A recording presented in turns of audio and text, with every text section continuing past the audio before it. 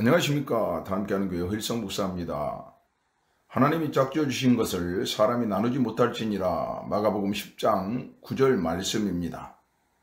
우리가 만난 것이 어떻게 보면 우연인 것 같지만, 그러나 성경에 보면 하나님께서 허락하시지 않고서는 우리의 만남도 또 이양케 한 말씀을 듣는 것도 하나님께서 계획하지 아니하시면 이루어질 수 없는 일이라는 이 말씀입니다.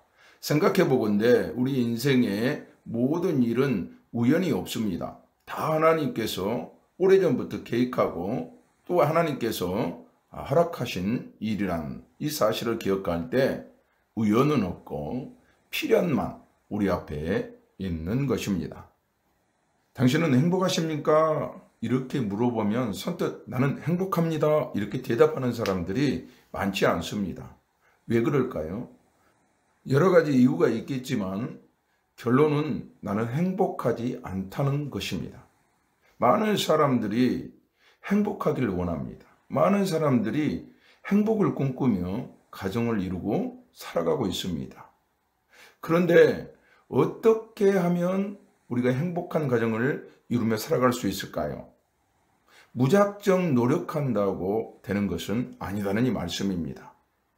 우리가 아무리 좋은 사람을 만나 결혼했다 하더라도 함께 살아가는 기술이 필요하다는 이 말씀입니다.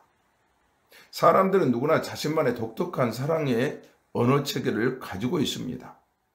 성장 배경이 다르고 환경이 달라서 내가 사랑을 표현하는 것, 사랑을 받는 것, 그것은 나에게만 익숙한 것이지 타인에게는 익숙하지 못하다는 이 말씀입니다.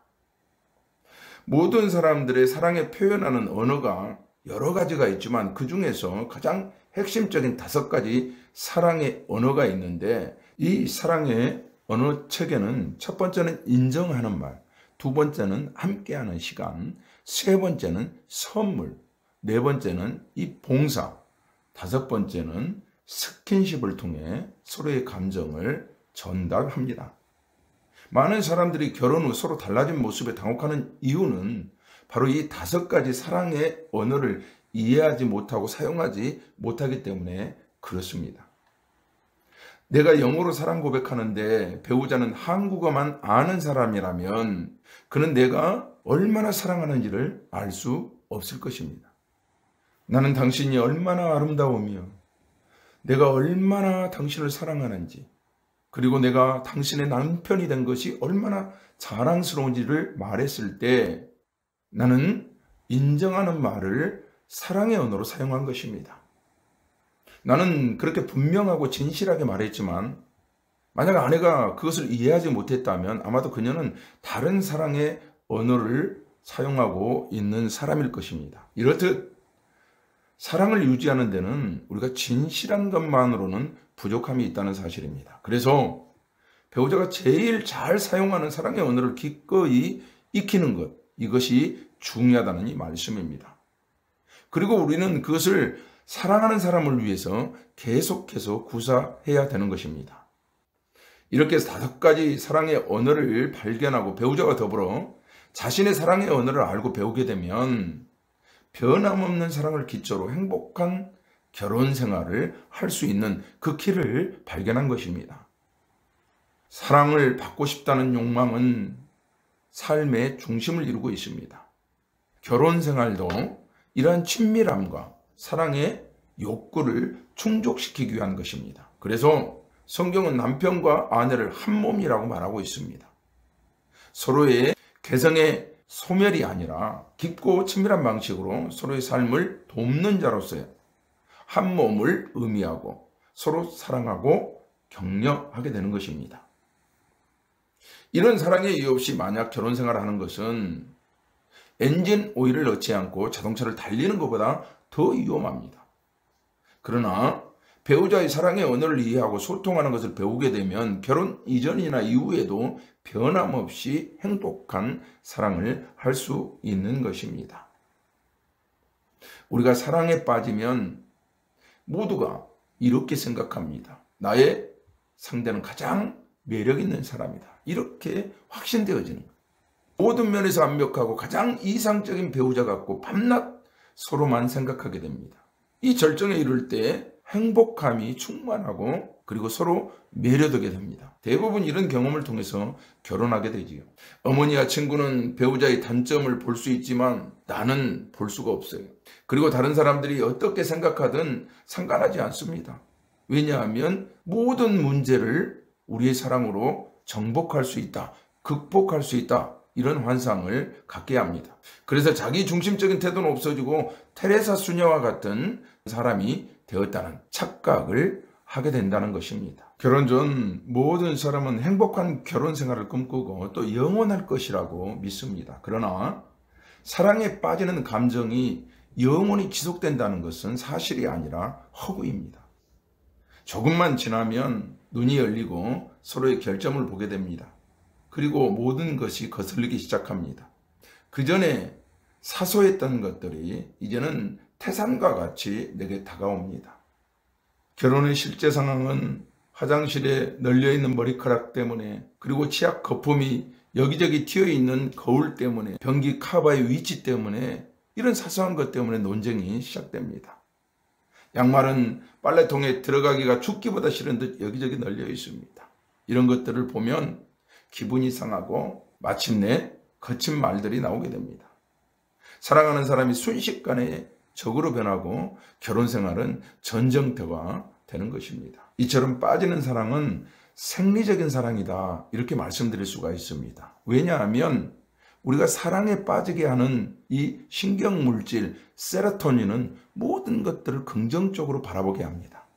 그래서 우리가 원하는 것과 상관없이 우리는 사랑에 빠지게 됩니다. 그래서 사랑해서는 안 될 사람을 사랑하기도 하는 것입니다.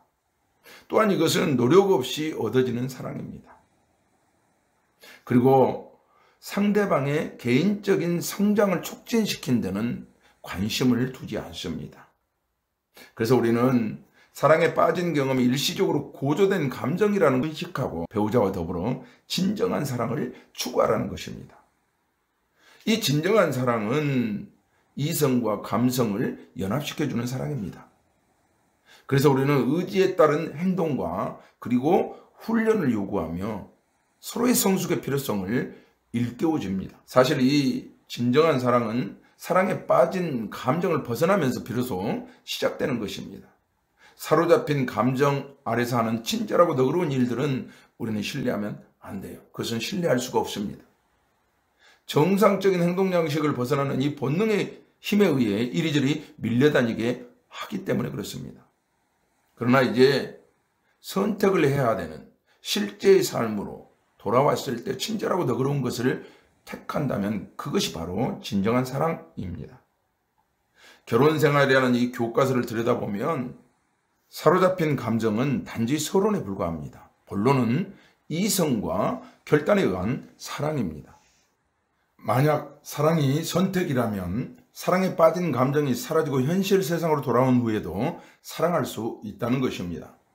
사랑은 나는 당신과 결혼했으므로 당신의 관심사를 선택합니다 라고 말하는 것입니다. 사랑받고자 하는 깊은 감정적인 욕구를 어떻게 채워져야 하는가, 이것을 배워 실천한다면 이전에 한창 열중했던 그 어떤 사랑보다 더 흥미진진하게 될 것입니다. 한번 칭찬받으면 2달간은 잘 지낼 수 있다고 말한 사람이 있습니다.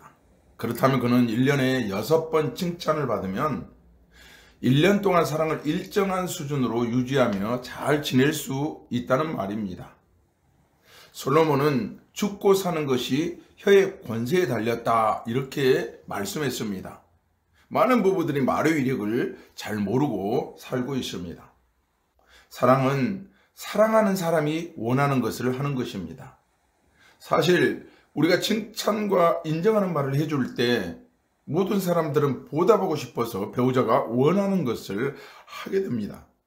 칭찬과 격려는 당신이 배우자를 인정한다는 하나의 좋은 표현이 됩니다. 만약에 다른 사람들이 보는 앞에서 배우자를 인정해주고 또한 대중에게 칭찬을 받을 때 인정감이 최고로 충만하게 됩니다. 그래서 타인 앞에서 내 배우자를 인정해주고 그 영광을 아내와 함께 나누길 주님으로 간절히 축복합니다. 나의 배우자는 내가 발견하지 못한 무한한 잠재력을 가지고 있습니다. 그 잠재력은 바로 당신이 격려해 주기를 기다리고 있는 것입니다.